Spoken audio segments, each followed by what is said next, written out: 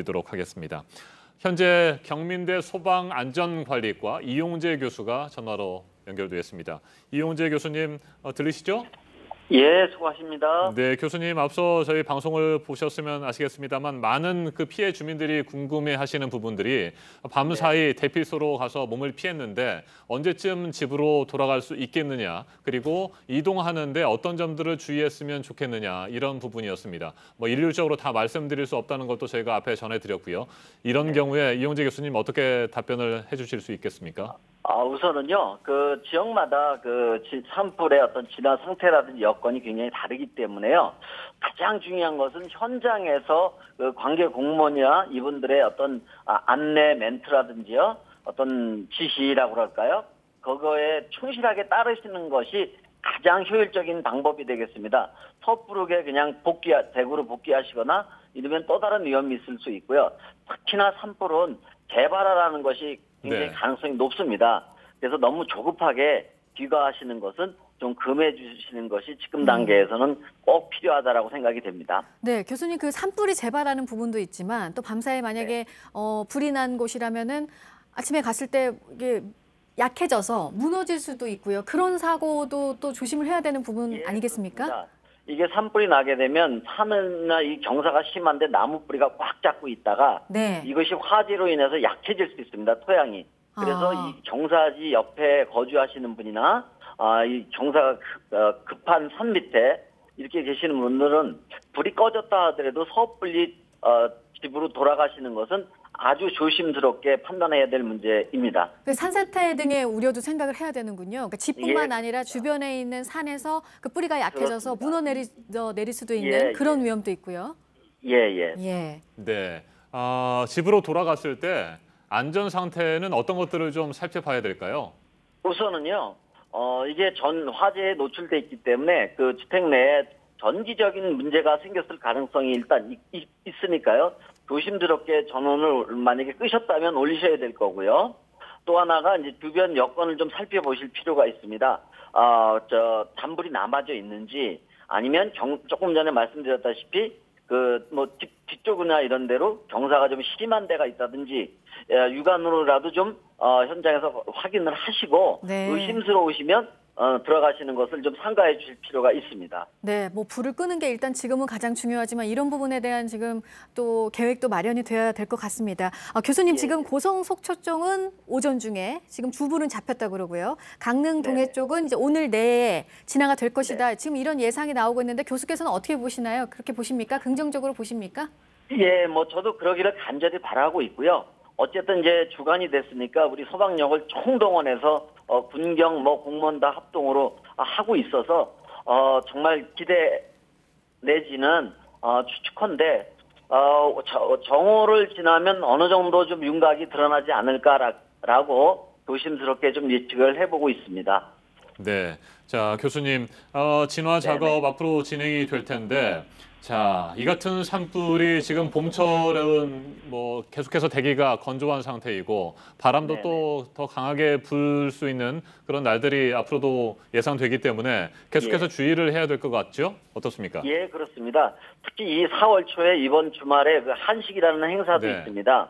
그때 이제 성묘하러 가서 선수를 돌보러 가서 불을 피우거나 이럴 수도 있는데요. 그건 절대로 금해 주셔야 되고 아예 산에 들어가실 때는 성냥이나 나이타 같은 거를 소지를 안 하고 가시는 것이 상책입니다. 그런 부분을 좀 유의해 주실 필요가 특히 있습니다. 요 철에는요. 네, 지금 공교롭게도 오늘 4월 5일 식목일인데 이런 산불 소식을 저희가 전해드리고 있고 저희가 이런 소식을 전해드리면서 오늘 뼈저리게 지금 느끼는 부분이 산불이 어디에 발생했고 얼마나 꺼졌고 지금 바람은 어떻고도 중요하지만 대피해 있는 분들이 어떻게 해야 되는지 안전하게 어떻게 지금 행동을 해야 되는지 그런 행동 요령에 대해서는 참 정보가 없구나 또 제공해 드릴 수가 없구나 이런 생각도 듭니다. 앞으로 이런 일을 겪었으니까 이런 좀 세심한 부분에 대한 계획도 좀 미리 세워져야 되지 않나 이런 생각도 듭니다. 네, 상당 부분은 사실은 돼 있기는 합니다. 네. 우리 소방본부라든지요, 소방청 또는 각 소방서 단위로 홈페이지에 들어가시면 산불이 났을 때 어떤 대처 요령 같은 것도 우리 주민들이 이해하기 쉽게 만화 형태로 이렇게 돼 있는 부분도 많이 있습니다. 그래서 지금이라도 우리 국민들이 좀 그런 거를 한번 경각심을 가지시고 미리미리 좀 숙지해 두시는 그런 아주 기회로 삼는 것도 중요하다고 생각을 합니다. 네, 말씀을 하셨으니까요. 산불 발생 시에 특히 뭐 한 두세 가지 정도 이건 꼭 주의를 하고 지켜야 된다라고 하는 부분 설명을 좀 해주시겠습니까? 네, 일단 산불이 나게 되면요. 일단 저지대나 개활지 또는 바위가 좀 많은 데라든지 쉽게 말해서 탈 것이 없는 곳으로 빨리 대피하시는 게 제일 중요하다라고 판단이 되고요. 네. 그다음에 화재 시에는 열에 의해서 위험을 당하시는 분은 거의 없습니다. 대부분 연기에 의한 질식이니까 네. 가능한 빨리 코와 입을 젖은 수건이나 옷가지로 막고 대피하시는 그런 요령이 절대적으로 필요합니다. 네, 네. 그러니까 불길이 크고 이 문제가 아니라 또 연기도 생각을 꼭 하셔야겠군요. 연기가 가장 위험한 요인이 됩니다. 예. 네. 피할 시간이 없어서 산불과 맞닥뜨려졌을 때 말이죠. 산에서 네네. 그런 경우에는 일단 뭐 말씀하신 대로 연기를 피해야 되니까 몸을 바짝 지면에 붙이고 예, 그다음에는 어떻게 해야 되는 걸까요? 맞추고 네. 예.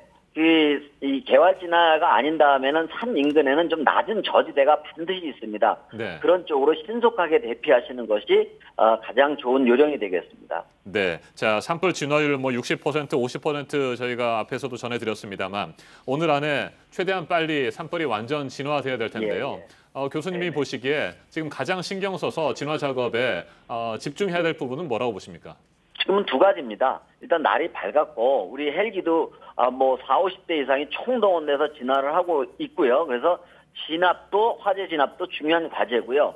그거보다 더 급선무가 아직도 그 화재가 일정 부분에서는 확산되고 있기 때문에 거기를 얼마만큼 우리 그 소방대원 중심으로 한 그 진압대원들이 얼마만큼 방어를 잘하고 있느냐, 잘해야 되느냐, 그 부분이 가장 주안점이 되겠고요.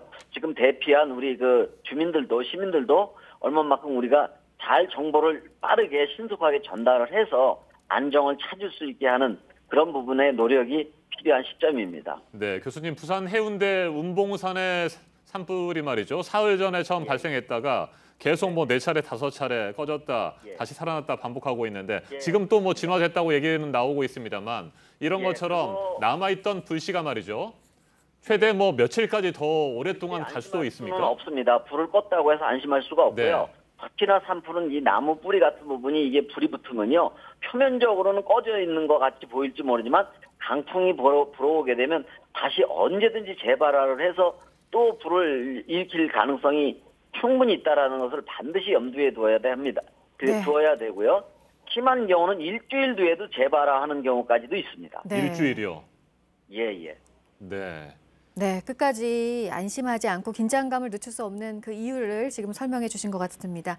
어떻게 네네. 행동을 해야 되는지 그 행동 요령을 중심으로 해서요. 소개를 해 주셨습니다. 경민대학교 이용재 소방안전관리과 교수였습니다. 오늘 말씀 고맙습니다. 네, 수고하십시오.